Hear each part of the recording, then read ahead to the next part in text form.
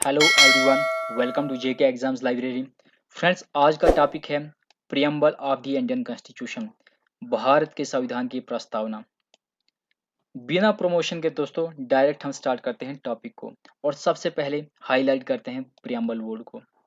अगर preamble word का दोस्तों जिक्र किया जाए, अगर इसकी डेरिवेशन की बात की जाए तो ये जो वर्ड है ये ड्राइव्ड है लैटिन लैंग्वेज के वर्ड प्रियम्बलस से, जिसका अर्थ होता है इंट्रोडक्शन। क्या अर्थ होता है दोस्तों? भूमिका या फिर पृष्ठभूमि।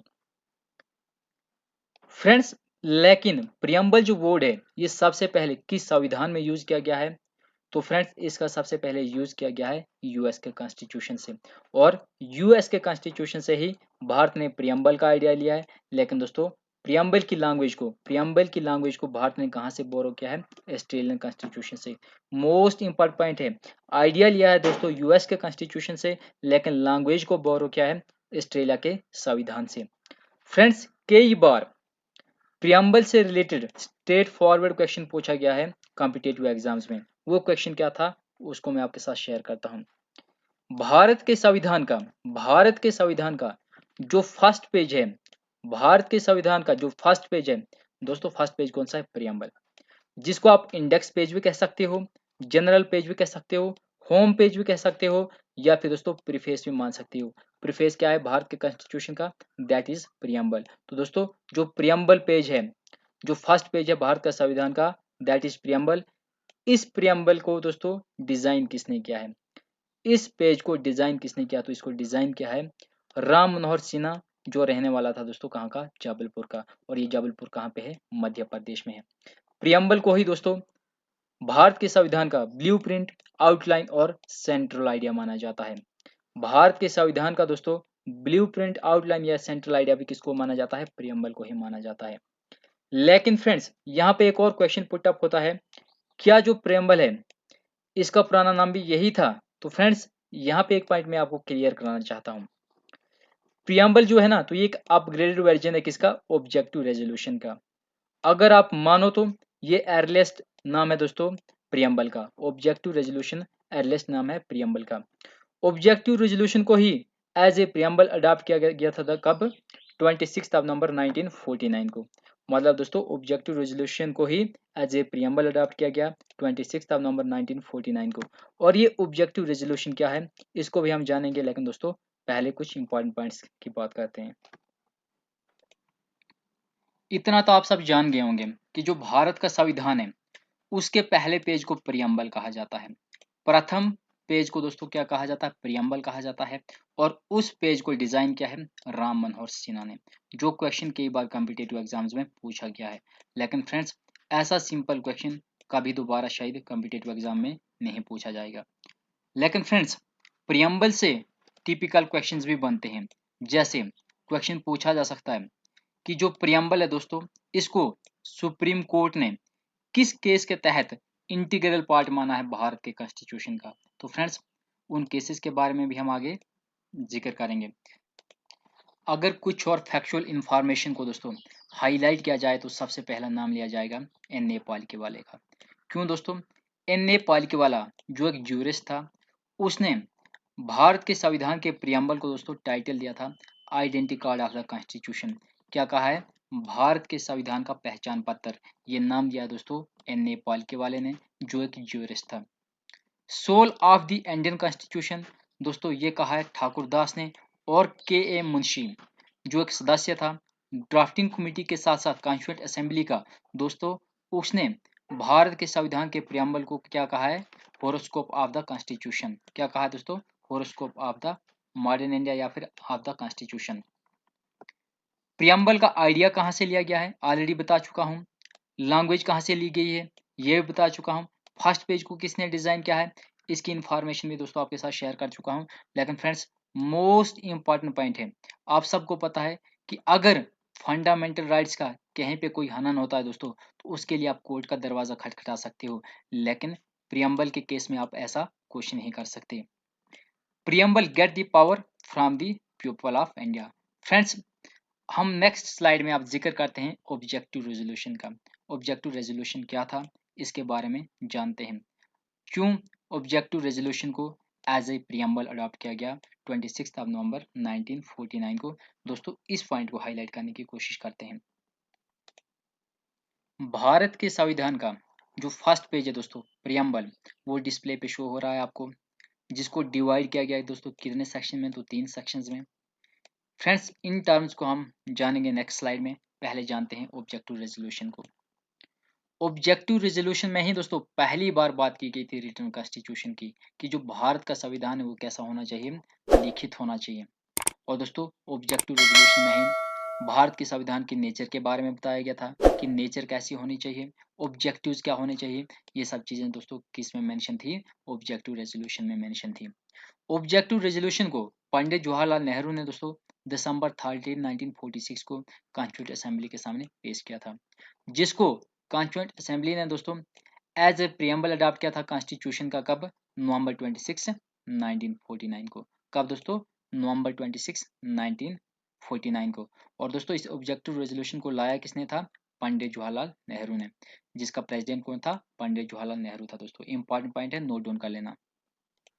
फ्रेंड्स अगर आपने भारत का कॉन्स्टिट्यूशन का प्रियम्बल रीड किया है तो आपको ये स्टेटमेंट तो याद ही होगा, we the people of India are sovereign, socialist, secular, democratic and republic. दोस्तों ये क्या है? ये भारत के संविधान की नेचर है, और ये सब टर्म्स कहाँ पे मेंशन है? तो प्रियम्बल में दी गई है। अगर हम सोवरेन की बात करें तो फ्रेंड्स सोवरेन का अर्थ होता है इंडिपेंडेंट कॉन्स्टिट्यूशन।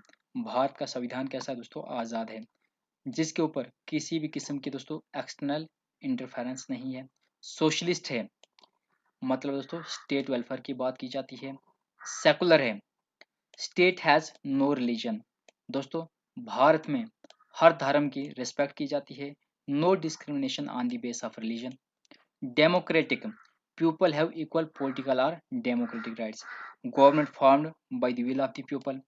दोस्तों ये हुआ डेमोक्रेटिक। और डेमोक्रेसी की डेफिनेशन अगर आपने देखनी है अच्छी, तो आपको पता है कि जो यूएस का प्रेसिडेंट था अब्राहम लिंकन, उसने क्या बोला है डेमोक्रेसी को लेके। रिपब्लिक, फ्रेंड्स रिपब्लिक में क्या आता है, आखिरकार रिपब्लिक का मीनिंग क्या है? आपको पता है कि जो हेड ऑफ द स्टेट है या हेड ऑफ द नेशन है वो कौन है? प्रेसिडेंट है। और प्रेसिडेंट क्या है दोस्तों? एक इलेक्टेड बॉडी है, ना कि सिलेक्टेड बॉडी है। एंशियंट पीरियड में या मिडिवल या मॉडर्न पीरियड में क्या होता था दोस्तों, कि राजा का बेटा ही राजा बनता था। और ऐसा रूल आज भी आपको ब्रिटिश कॉन्स्टिट्यूशन में देखने को मिलेगा, राजा का बेटा ही राजा बनता था। और दोस्तों क्या प्रेसिडेंट का बेटा ही प्रेसिडेंट बनेगा? तो ऐसा नहीं है। भारत के संविधान में जो दोस्तों हेड ऑफ द स्टेट है या हेड ऑफ द नेशन है, जो क्या है दोस्तों? प्रेसिडेंट है, और वो क्या है? एक इलेक्टेड बॉडी है, ना कि सिलेक्टेड बॉडी। ऑब्जेक्टिव्स में सबसे पहले हम जानते हैं जस्टिस को। किसको दोस्तों? जस्टिस को।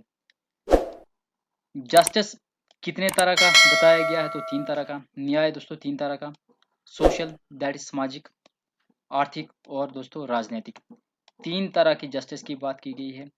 और ये जो सोशल, इकोनॉमिक और पॉलिटिकल जस्टिस का दोस्तों कंसेप्ट है, ये लिया गया कहाँ से? ये लिया गया दोस्तों यूएसएसआर के कॉन्स्टिट्यूशन से। अगर आपसे क्वेश्चन पूछा जाए कि बोलो concept of liberty, equality, fraternity and Republic कहाँ से लिया गया है? तो फ्रेंड्स ये कॉन्सेप्ट्स लिए गए हैं फ्रेंच कॉन्स्टिट्यूशन से। अगर हम स्वतंत्रता की बात करें तो फ्रेंड्स स्वतंत्रता भी 5 तरह की बताई गई है। Liberty of thought, expression, belief, faith and worship. विचार, अभिव्यक्ति, विश्वास, धर्म और उपासना। इक्वलिटी, समानता, कितने तरह की बताई गई है? तो 2 तरह की। स्टेटस और अपॉर्चुनिटी को लेके, मतलब दोस्तों प्रतिष्ठा और अवसर को लेके। फाइनली और उद्देश्य, जो आखिर का उद्देश्य है दोस्तों भारत के कॉन्स्टिट्यूशन का जो मेंशन है प्रियम्बल में, वो क्या है? फ्रेटर्निटी है, जिसमें किसकी बात की जाती है दोस्तों? भाईचारे की, ब्रदरहुड और राष्ट्रीय एकता की बात की गई है। किसकी दोस्तों? ब्रदरहुड और नेशनल यूनिटी की बात की गई है। आर्टिकल 368 क्या बोलता है? Parliament have the powers to amend the constitution. लेकिन फ्रेंड्स यहाँ पे एक और क्वेश्चन राइज होता है, क्या पार्लियामेंट को पावर है कि वह प्रियम्बल में भी कोई चेंज कर सके, उसको मॉडिफाई कर सके? तो इस मामले में क्या बताया गया है कि parliament of India has the power to amend और change the preamble but do not have the power to change the basic structure of the constitution. क्या कहा गया है कि पार्लियामेंट के पास पावर तो है, वो मॉडिफाई कर सकता है प्रियम्बल को, वो चेंज कर सकता है, वो उसमें अमेंडमेंट कर सकता है, लेकिन दोस्तों ऐसा चेंज करना चाहिए, ऐसा मॉडिफिकेशन करनी चाहिए जिससे कॉन्स्टिट्यूशन के दोस्तों बेसिक स्ट्रक्चर में कोई फर्क ना पड़े। ठीक है, तो पहली बार प्रियम्बल में दोस्तों मॉडिफिकेशन की गई थी किसके तहत?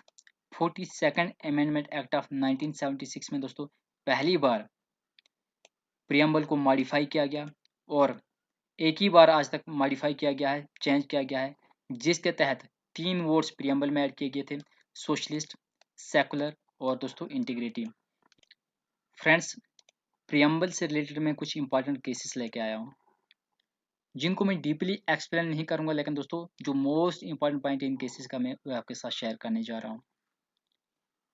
बेरूबेरी यूनियन केस जो हुआ था 1960 में, जिसमें दोस्तों सुप्रीम कोर्ट ने क्या कहा था कि जो प्रियम्बल है दोस्तों, ये कॉन्स्टिट्यूशन का पार्ट है ही नहीं। ये कहा गया था सुप्रीम कोर्ट के द्वारा, कब? बेरूबेरी यूनियन केस ऑफ 1960 में। फिर दोस्तों 1973 में केशवानंद भारती और स्टेट ऑफ केरला का जो केस होता है, उसमें सुप्रीम कोर्ट क्या कहता है दोस्तों, वह अपनी इस गलती को सुधारता है और बोलता है दोस्तों जो प्रियम्बल है ये कॉन्स्टिट्यूशन का पार्ट है।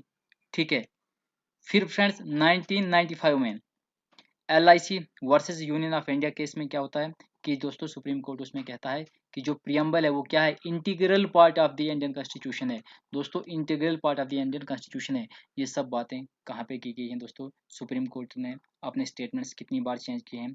1960 में क्या बताया है कि पार्ट है ही नहीं कॉन्स्टिट्यूशन का, 1973 में बताया दोस्तों पार्ट है कॉन्स्टिट्यूशन का, फिर बोला नहीं इंटीग्रल पार्ट है कॉन्स्टिट्यूशन का।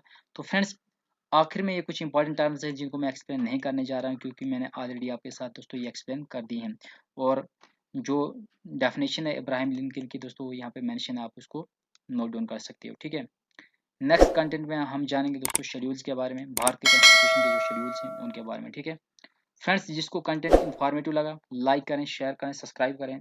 Thanks for watching. जय हिंद, जय भारत।